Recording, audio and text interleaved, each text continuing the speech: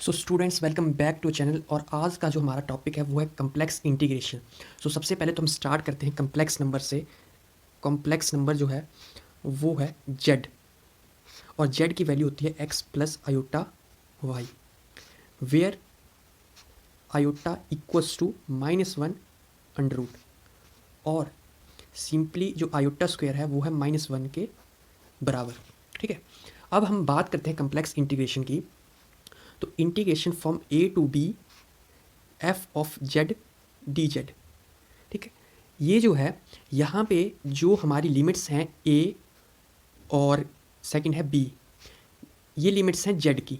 ठीक है, यहाँ पे कंफ्यूज नहीं होना है कि लिमिट्स किस चीज़ की हैं, ये है जेड की लिमिट्स। और जेड की मैंने बताया कि जेड जो है वो इक्वल्स टू है एक्स प्लस आयोटा वाई के।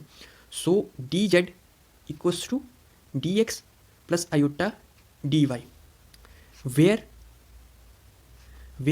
D Z equals to D X if Y equals to zero, और D Z equals to iota D Y if X equals to zero. काफ़ी सिंपल जो है वो लैंग्वेज में use कर रहा हूँ यहाँ पे, और आपको जो है वो आसानी से यहाँ पे समझ आ जाएगा। अब इसके बाद जो है वो हमारा जो है वो इंट्रोडक्शन पार्ट जो है वो यहीं पे ख़त्म होता है। ठीक है, ये इंट्रोडक्शन थी जहाँ पे मैंने आपको बता दिया, और आपने जो है वो याद रखना है कि जेड जो है कम्प्लेक्स नंबर, वो उसकी वैल्यू कितनी है और डी जेड की क्या वैल्यू है। ठीक है, तो इसको हम नंबरिंग देते हैं, ये है 1, ये है 2, और इसको नंबर 3। सो स्टूडेंट ये हमारा जो है वो फर्स्ट जो है वो क्वेश्चन है वो है इवेल्यूट करना है हमने। यहाँ पे इंटीग्रेशन है 1 माइनस आयोटा से लेकर 2 plus iota 2x plus iota Y plus 1। ये एक फंक्शन है D Z along two paths. यहाँ पे दो हमें कंडीशंस दी हुई हैं। फर्स्ट है x equals to T plus 1, और सेकंड है, और इसी के साथ है y equals to 2t² minus 1। यानी यहाँ पे एक जगह आपने x की वैल्यू t प्लस 1 डालनी है, और y की वैल्यू जो है वो 2t² माइनस 1 डालनी है। सेकंड जो इसका पार्ट रहेगा वो रहेगा the straight line joining 1 minus iota and 2 plus iota. तो ये दोनों जो है वो उसकी लिमिट्स जो है वो रहती हैं, उनके अंदर जो हमने इस क्वेश्चन को सॉल्व करना है। तो सबसे पहले तो हम फर्स्ट पार्ट को सॉल्व करते हैं। गिवन पैरामीटर्स, हमें पैरामीटर्स ऑफ इक्वेशन, ठीक है, हमें पैरामीटर्स क्या दिए हुए हैं, X equals to T plus 1 और Y equals to 2t² minus 1। तो यहाँ पे जो हमारा dx आएगा तो वो आएगा dt, ठीक है, और dy डिफ्रेंशिएशन जब हम करेंगे तो आएगा 4t dt। ठीक है, अब हम इसके बाद जो है यहाँ पे हमने जो है इन वैल्यूज़ के साथ जो है वो यहाँ पे निकालना है कि इन दोनों में जो है उसको जब हम इस इक्वेशन में पुट करते हैं तो वहाँ पे हमें क्या मिल रहा है। ठीक है, डी जेड में जब डालेंगे तो क्या मिल रहा है, तो वो डी जेड की जो इक्वेशन है वो है हमारी थर्ड वाली। ठीक है, वी नो दैट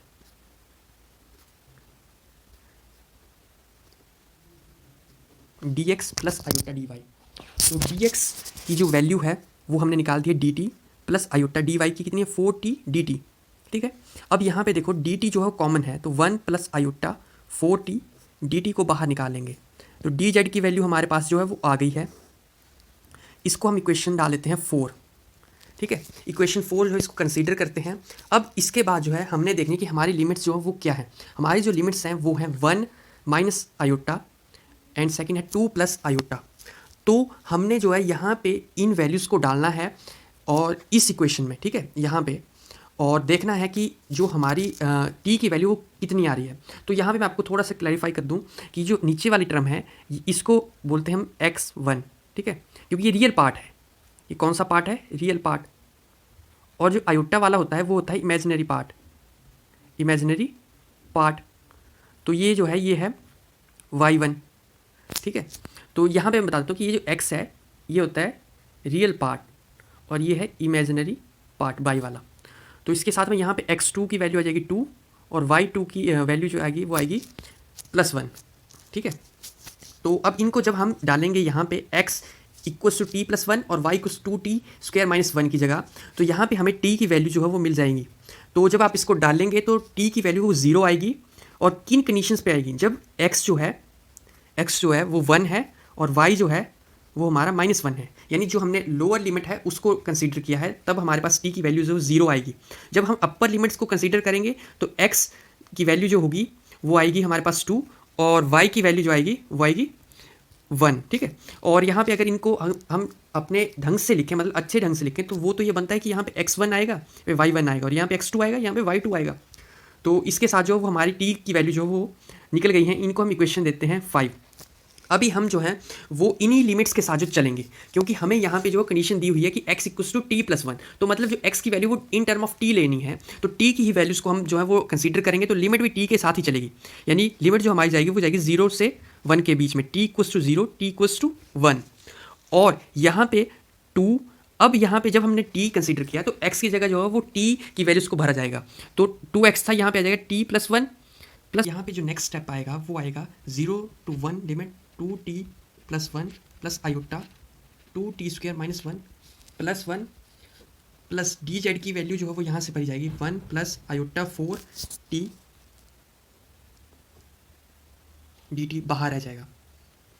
तो अगर आप इसे ध्यान से देखें तो ये हमारा जो है ये मल्टीप्लाई हो रहा है, ठीक है। ये पूरी वैल्यू जो है वो इसके साथ जो वो मल्टीप्लाई हो रही है, तो इसको हम a कंसीडर करते हैं।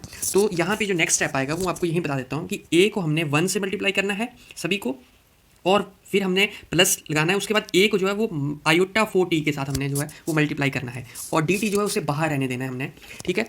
और इसके साथ यहाँ पे मैंने इसको सॉल्व किया हुआ है, आप यहाँ पे जो है इसको खुद करेंगे तभी आपको जो ये समझ आएगा।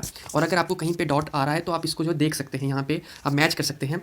तो आपका जो लास्ट आंसर आएगा वो आएगा 4 + 25/3 आयोटा। तो इसी के साथ जो आपका फर्स्ट पार्ट है इस क्वेश्चन का वो हमारा सॉल्व हो गया है, जहाँ पे हमने x की वैल्यू को t + 1 और y की वैल्यू को 2t स्क्वायर माइनस 1 जो है वो डालना था, और आंसर को हमने निकालना था इन टर्म ऑफ t, ठीक है।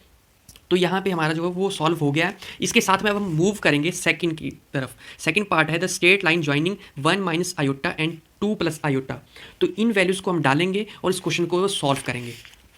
स्ट्रेट लाइन का है, और यहाँ पे जो है वो मैंने रियल पार्ट और इमेजिनरी पार्ट को लिख लिया है। तो ये जो है वो रियल पार्ट है और ये इमेजिनरी है। सिमिलरली यहाँ पे रियल है, रियल पार्ट, और ये है इमेजिनरी पार्ट। तो मैंने स्टार्टिंग में बताया था कि ये जो है ये x1 है, ये y1 है, ये x2 है, ये y2 है, ठीक है। अब जो हमारी इक्वेशन है, इक्वेशन क्या है, स्ट्रेट लाइन की इक्वेशन क्या है, वो है y minus y1 upon y2 minus y1 equals to x minus x1 upon x2 minus x1, ठीक है। अब यहाँ पे हमने वैल्यूज़ को डालना है। तो अभी यहाँ पे जो आपने ध्यान में रखना है कि हमें जो है वो y की वैल्यू निकालनी है इन टर्म ऑफ x, ठीक है। यानी जो इमेजिनरी पार्ट था उसकी वैल्यू निकालनी है हमने रियल पार्ट के मुताबिक, ठीक है। अब यहाँ पे वैल्यूज़ को पुट करते हैं हम, तो y वैसे रह जाएगा, y माइनस y1 देखो यहाँ पे कितना -1, और y2 है यहाँ पे 1 minus y1 equals to x minus x1 x2 2 minus x1, ठीक है। अभी यहाँ पे हम जो नीचे वाली है उसको ऊपर जो है वो ले जाएंगे यहाँ पे, तो ये डिवाइड में वहाँ जाके मल्टीप्लाई हो जाएगी जब इक्वल टू के पहली साइड जाएगी ये, तो ये y + 1 equals to 1 + 1 x minus 1 upon 1, ठीक है। और इसको हम लिख सकते हैं 2x माइनस 2 अपॉन 1, ठीक है। तो यहाँ पे y की वैल्यू निकल जाएगी 2x minus 2 minus 1, y equals to 2x minus 3, ठीक है। अब y की निकल गई वैल्यू। अब y की तो हमने निकाल ली वैल्यू, लेकिन इसके साथ में हमें dy की भी चाहिए, तो dy इक्वल्स टू 2dx, ठीक है। काफ़ी सिंपल है और इजी है, आप एक बार फिर से इसको देख लो, काफ़ी इजी है और मेरे को लगता है आपको समझ जो है वो आगे होगा। अब इसको जो है वो हम इक्वेशन में डालेंगे। तो यहाँ पे अगर आप ध्यान से देखें तो वहाँ पे हम जो कंसीडर कर रहे हैं ओनली रियल पार्ट को, क्योंकि हमने जो है वो y को इन टर्म ऑफ x बनाया है, ठीक है। तो यहाँ पे जो x की वैल्यू है उसी को हमने कंसीडर करना है। तो x1 कितना है, यहाँ पे x1 था 1 और x2 2, आप पीछे देख सकते हैं। और इसके साथ में यहाँ पे जब हम वैल्यूज़ को डालेंगे तो आ जाएगा 2x। अब x के साथ कोई भी छेड़खानी नहीं करनी है, जहाँ पे हमारे पास इक्वेशन में y था उस y को ही हमने चेंज करना है in term of x plus 1। अब यहाँ पे dy की वैल्यू डालेंगे dx minus plus iota 2dx। अब यहाँ पे नेक्स्ट स्टेप जो है वो ये है 1 to 2 limit 2x plus iota 2x minus 3 plus 1। अब dx कॉमन ले लेते हैं यहाँ पे, आयोटा 2 dx अब यहाँ पे इसको जो सॉल्व करते हैं, मैं इसको जल्दी से सॉल्व कर देता हूँ, तब तक आप खुद जो सॉल्व करो, और अगर आपको नहीं आ रहा है तो मैं फिर आप यहाँ से देख सकते हैं।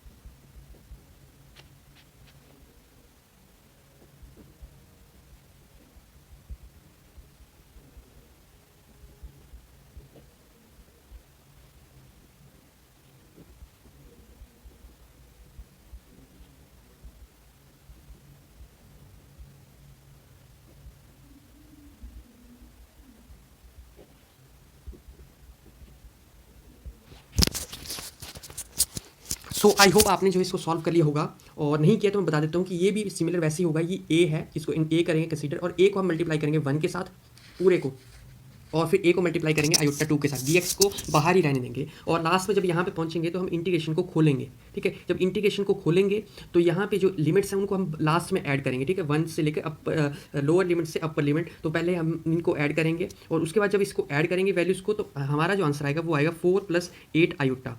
ठीक है, तो यहाँ से जो हमारा जो है वो निकल जाएगा, और इसी के साथ जो हमारा जो ये क्वेश्चन है वो सॉल्व हो गया है।